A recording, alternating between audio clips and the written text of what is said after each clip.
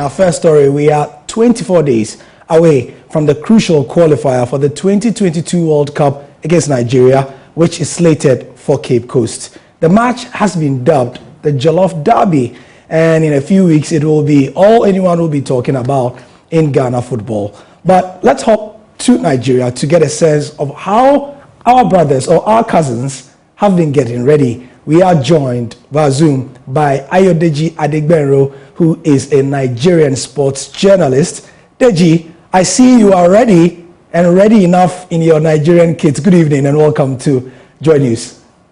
Yeah, good evening, Gary. Thank you for having me on the show. Yeah, so you are kitted 3 weeks ahead of time.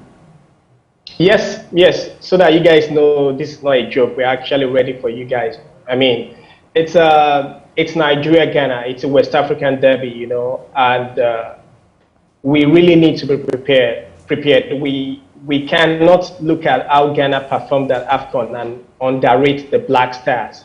You know, like in every derby, form goes out of the window. You know, it's about who wants it more over 2 legs. So we are really getting ready for those games. Now, it's been called a Jollof Derby. How did this match become known as the Jollof Derby? Because this is a very recent creation. It's after, the draw was made. And then I just saw that it was being referred to as such. Do you have any idea? I think it's only natural, you know. Over the years, there's always been this banter and argument about which country makes better jollof between Nigeria and Ghana, you know. So the two countries now are having to play each other to get the World Cup tickets. Now, I mean, it presents people a perfect opportunity to say, you know what, this is actually the Jollof Derby. The winner takes it all.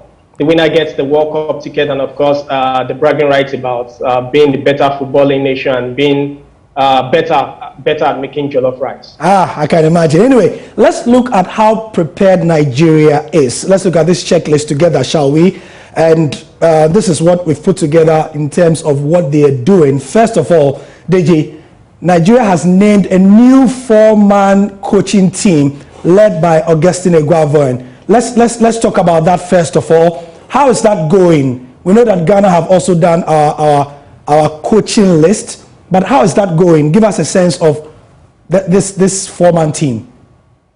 Well, I mean, this all started from when our former coach, Genoro, was fired a few days before the commencement of the AFCON that held in Cameroon. And Austin Eguavoen, who is the technical director of the federation, who has been in and around the team for about 18 months, was drafted in to take charge of the team just for AFCON, because at the time NFF had actually gone ahead to announce Jose Pacero as the substantive head coach of the Super Eagles, who was supposed to take over after AFCON and be in charge for the playoffs. But Eguavoen did a good job with AFCON with limited preparation, even though we crashed out in the round of 16 against Tunisia. He sort of brought back the love Nigerians had for the Super Eagles. So he put the NFF in a quagmire. They couldn't just throw him out at that point. So they had to go with him. So what they had done is they basically rejigged the team that took the coaching crew that took the team to AFCON. They've added Emmanuel Amunike, who is now the head coach. Austin Eguavoen is supposed to be technical advisor. Joseph Yobo retains his place. Paul Aigbogun has gone back to the office because Paul Aigbogun used to be deputy technical director. And of course, Terry Guaji has been removed as well. So right now we have Austin Eguavoen, Emmanuel Amunike, Salisu Yusuf, Joseph Yobo, and of course, Aloy Agu as goalkeeper coach. Interesting. Nigeria are doing, a very similar thing to what Ghana are, going for ex-players with very big reputations for this game as well. So that's just the first thing Nigeria have done. Let's look at the second thing in terms of the preps. Now, Eguavoen, who you listed, has been on a European player tour, meeting certain players of the Nigerian national team. You want to talk about that? Yeah, sure. He was in England, where a bulk of the team is based. He was at Leicester, actually, where he met the Nigerian contingent at Leicester, Wilfred Ndidi, Kelechi Iheanacho, and of course, Lukman Ademola, who just got his nationality switched from England to Nigeria. And the day he was at Leicester, Leicester was playing a team from Denmark, Randers, right?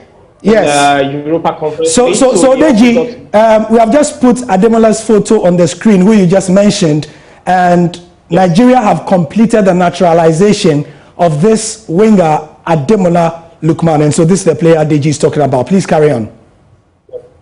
Yeah, so he also met with Stephen Ode, who is part of the national team pool, and of course, Tosin Kende, former under-23 player who plays for the Danish side. And he also met with the Watford contingent as well. Emmanuel Dennis, Nigerians are not particularly happy with him yet because of what happened with the Nations Cup. Ogene Karo Etebo, who just came back from injury. Captain William Troost Ekong as well. So he's been on the tour. He's talking to the players, letting them know this is very, very important. I'm not sure if you guys have played Ghana in your career, but in my own time, Nigeria and Ghana used to be a big, big, big match on the continent. You guys have to be ready. We have to win those 2 games. We have to qualify for Qatar. Nice one. So mentally, he's just getting them ready. Let's look at the other thing that Nigeria are doing in terms of the preps. The venue for the Nigerian leg will be at the MK Abiola Stadium, and that will be on March the 29th. And then let's go on to the final thing. Okay. Yes. So Abuja, Nigeria's capital. The stadium was out of commission for a couple of years because the pitch went bad. But the Minister of Sports really wanted the Super Eagles to be back in Abuja, so they redone the pitch. The female under-20 team actually played the qualifier against Cameroon on that pitch. But after that, they are keeping that in place up until the game against Ghana. It could be a double-edged sword. Abuja people are not particularly the people who come out to watch football.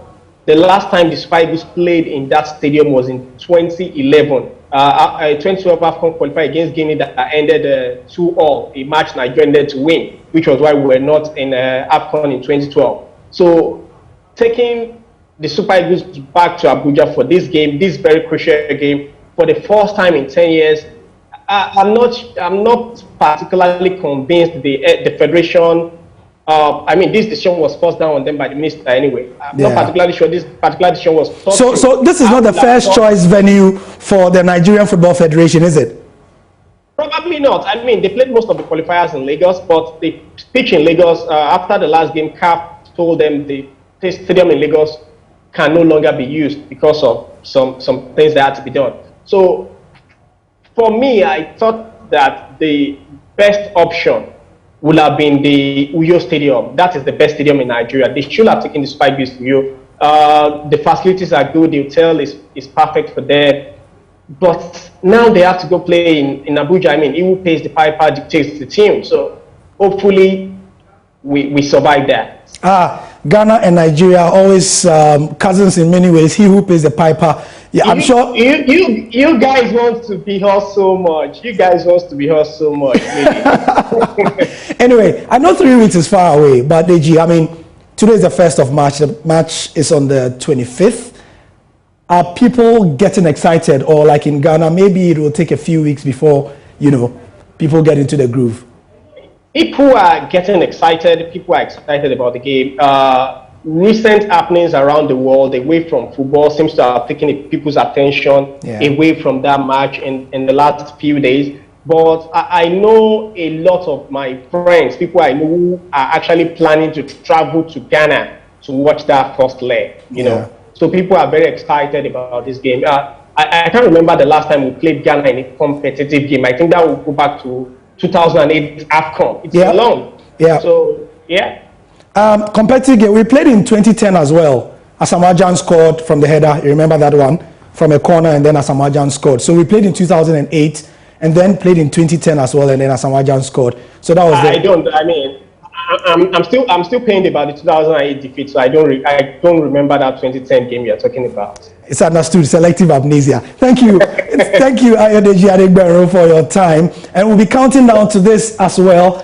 Ghana, Nigeria, the Jollof Derby, they call it. And I think that name, I've been told, was given by Daniel Amokachi. He called it the Jollof Derby Fair. So he gets bragging rights for that. But anyway.